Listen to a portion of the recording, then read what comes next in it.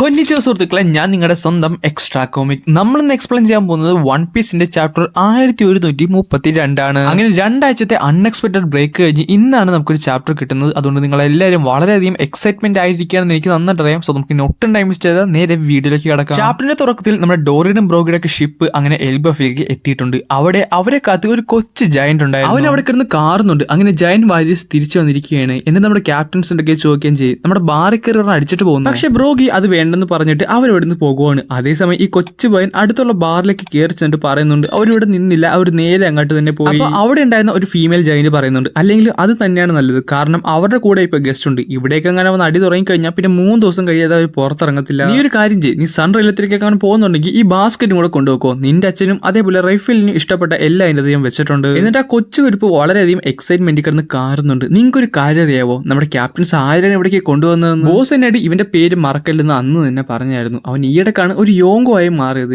എന്നിട്ട് നമ്മൾ കാണിക്കുന്നത് ഷാങ്സിനാണ്. ഷാങ്സ് ആണ് ഇവരുടെ ബോസ്. അതേസമയം ഡോർ പറയുകയും ചെയ്യും, നമ്മൾ കറക്റ്റ് സമയത്താണ് വന്നിട്ടുള്ളത്, റെയിൻബോ പ്രത്യക്ഷപ്പെട്ടിട്ടുണ്ട്, നമുക്ക് അതിന്റെ അകത്ത് എനിക്ക് ഇറങ്ങിയിട്ട് പോയേക്കാം. എന്നിട്ട് നമ്മുടെ എൽബോഫിന്റെ അടുത്ത് ഒരു ഹ്യൂജ് ആയിട്ടുള്ള ഒരു റെയിൻബോ കാണിക്കുന്നുണ്ട്. നമ്മുടെ സ്ട്രോ ഹാറ്റ്സ് എല്ലാവരും ഞെട്ടിത്തരിച്ച് നിൽക്കുവാണ്. കാരണം ഇത്ര മനോഹരമായ റെയിൻബോ അവർ ആദ്യമായിട്ടാണ് കാണുന്നത്. അതും ഇത്രയും വലിപ്പമുള്ളതും ഭയങ്കര ക്ലിയറുമാണിത്. നമ്മുടെ ബ്രോഗി അപ്പൊ പറയുന്നുണ്ട്, ഇത് അത്രക്ക് ഓർഡിനറി ആയിട്ടുള്ള റെയിൻബോ അല്ല, കാരണം ഇത് നിങ്ങൾക്ക് വരക്കാൻ പറ്റും സൺ സ്റ്റോൺ പെയിന്റർ കൊണ്ട്. ജിംബെ അതേസമയം ഇത് കേട്ട് ഞെട്ടുന്നുണ്ട്. എന്നിട്ട് അവൻ പറയുന്നുണ്ട്, വരച്ചതാണെന്നോ? അതായത് നീ പറയുന്നത് ഇത്രയും വലിയ റെയിൻബോ ആരോ വരച്ചതാണെന്നാണ്. പെട്ടെന്നൊരു ജൈന് പറയുന്നുണ്ട്, ബോസ് നമ്മൾ അവിടെ എത്താറേ. അപ്പൊ തന്നെ ഡോറിയും ബ്രോഗിയും ബാക്കിയുള്ള സ്ട്രോ ഹാറ്റ്സിന്റെ ഇടയ്ക്ക് അവരുടെ കയ്യിലേക്ക് കയറാൻ പറയും. എന്നിട്ട് മുറുക്കി പിടിച്ചോളാനും പറയും. നമ്മളിനി നേരെ മേലിലായിട്ടാണ് പോകാൻ പോകുന്നത് പറയാൻ നേരത്ത് അവർ ഞെട്ടുന്നുണ്ട്, മേലിലാട്ടോ? അപ്പൊ തന്നെ എല്ലാ സ്ട്രോ ഹാറ്റ്സും നേരെ സൈഡിലേക്ക് വീഴാൻ പോകും. എന്നിട്ട് അവരുടെ ഷിപ്പ് ആ റെയിൻബോ കൂടെ മേലിലേക്ക് പൊക്കൊണ്ടിരിക്കുകയാണ്. അപ്പൊ തന്നെ അവർ പറയുന്നുണ്ട്, നേരത്തെ ഞാൻ മെൻഷൻ ചെയ്യാൻ മറന്നുപോയി, നമ്മുടെ വില്ലേജ് ഈ ട്രീയുടെ മേലിലാണുള്ളത്. അപ്പൊ നമ്മുടെ ഫ്രാങ്ക് പറയുന്നുണ്ട്, അതൊക്കെ അവിടെ നിൽക്കട്ടെ, ആദ്യം ഇതിനെ കുറിച്ച് പറയാം, എങ്ങനെയാണ് ഒരാൾക്ക് റെയിൻബോ കൂടെ പോകാൻ പറ്റുന്നത്? എന്നിട്ട് നമ്മുടെ റോബിൻ പുള്ളിക്കാരി ഈ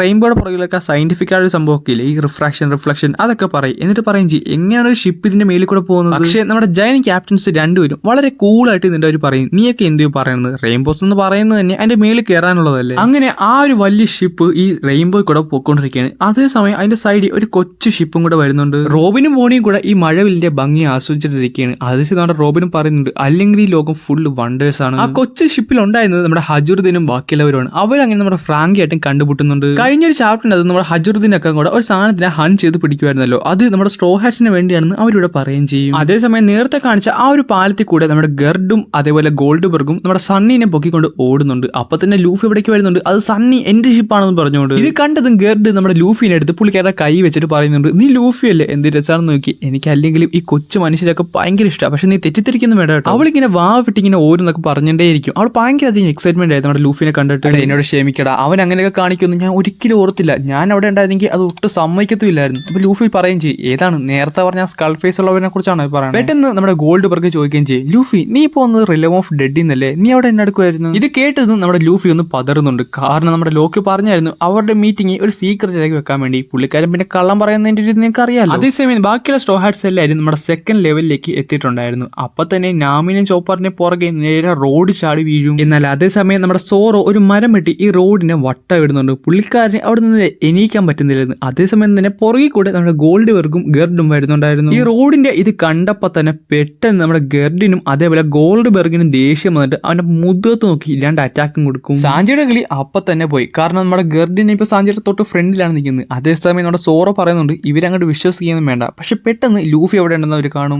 അവർ രണ്ടുപേരെ ഇൻട്രൊഡ്യൂസ് ആയിട്ട് പറയുന്നുണ്ട്, ഞങ്ങൾ ഹജുറുദ്ദീന്റെ സബോർഡിനേറ്റ്സ് ആണ്, ഞങ്ങളോട് ക്ഷമിക്കൂ, ഞങ്ങളുടെ ഒരു മോശമായ ഒരു സൈഡാണ് നിങ്ങൾ കണ്ടത്, എന്നാലും കുഴപ്പമില്ല, ഇനി ഞാൻ നിങ്ങളെ ഗൈഡ് ചെയ്തോളാം. ഇതൊക്കെ എവിടെ കേൾക്കാൻ നമ്മുടെ ലൂഫി ഫുൾ എക്സൈറ്റ്മെന്റിലാണ്. കാരണം എൽബഫ് കാണാൻ വേണ്ടി നേരെ ഉസോപ്പിനെ വിളിച്ചുകൊണ്ട് ഓടുവാണ്. ഗർഡ് അപ്പൊ വിളിച്ച് പറയുകയും ചെയ്യും, നേരെ ഓടിക്കോ, വേറെ ഒന്നും നോക്കണ്ട, ആ കാടിന്റെ അകത്തോടെ ചെന്ന് കഴിഞ്ഞാൽ കുറെ അധികം മേഘങ്ങൾ കാണാം, അതേ പിടിച്ച് കയറി കഴിഞ്ഞാൽ നിങ്ങൾ മേളിൽ എത്തിക്കോളൂ. എന്നിട്ട് ബാക്കിയുള്ള സ്ട്രോ ഹാറ്റ്സിനൊക്കെ എടുത്തുകൊണ്ട് നമ്മുടെ ഗർഡ് ലൂഫിയുടെ പുറകെ വെച്ച് പിടിക്കുന്നുണ്ട്. അതേസമയം നമ്മുടെ ജയന്റ് വാരിയർ പൈററ്റ് ഷിപ്പ് ആ ഒരു റെയിൻബോയുടെ ഏറ്റവും മുകളിൽ എത്തിയിട്ടുണ്ട്. നമ്മുടെ ജയന്റ് വാരിയർസ് പറയുന്നുണ്ട് നമ്മുടെ എൽബഫിന് 3 സ്റ്റേജസ് ആ ഉള്ളത്, 3 ലെവലിൽ, നമ്മുടെ ടോപ്പ് ടു ബോട്ടം. ഏറ്റവും മേളിൽ ഹെവൻ, നടുക്ക് സൺ, താഴത്ത് ഡെഡ്. നമ്മൾ താമസിക്കുന്നത് സൺ റിലത്തിലാണ്. അവിടേക്കാണ് നമ്മൾ പോകുന്നത്. അവിടെ ആയിട്ട് കുറെ അധികം വില്ലേജസ് ഒക്കെ ഉണ്ട്. പിന്നെ കാണിക്കുന്നത് നമ്മുടെ എൽബഫിന്റെ ഒരു പ്രോപ്പർ ആയിട്ടുള്ള ഒരു ലുക്കാണ്, നമ്മുടെ എൽബഫിന്റെ ഒരു വില്ലേജിന്റെ ലുക്ക്. അതേസമയം തന്നെ നമ്മുടെ ലൂഫി വളരെയധികം എക്സൈറ്റ്മെന്റ് ആയിട്ട് ഇങ്ങനെ കണ്ടിരിക്കുകയാണ്. നമ്മുടെ ഊസോപ്പ് കിടന്ന് കരയുന്നുണ്ട്. കാരണം അവർക്ക് ആ പണ്ടത്തെ ഓർമ്മകളൊക്കെ വരും. എല്ലാ സ്ട്രോ ഹാറ്റ്സും ഈ ഒരു വ്യൂ കൊണ്ട് അന്തം വിട്ട് നിൽക്കുകയാണ്. അതേസമയം തന്നെ ഇവർ വരുന്ന മഴവെല്ലിന്റെ താഴെ നമ്മുടെ ഗർഡും ഗോൾഡ്ബർഗും എല്ലാം വരികയും ചെയ്യും. അതേസമയം നമ്മുടെ ചോപ്പറിന്റെ ലൂഫിയുടെ ഉസോപ്പിന്റെ കണ്ണ് തള്ളി പുറത്ത് പുറത്ത് വരും. ഇവര് റെയിൻബോയിലായിട്ട് വരുന്നത് കാണാൻ നേരത്ത്. പിന്നെ എൽബഫിന്റെ ഒരു കാർഡാണ് കാണിക്കുന്നത്. അവിടെ കൂടെ ഒരാൾ നടന്നു പോകുന്നുണ്ട്. പക്ഷെ പുള്ളി ആരാണ് എന്താണെന്ന് നമുക്കൊന്നും അറിയാൻ മേല. ഇതേ സമയം തന്നെ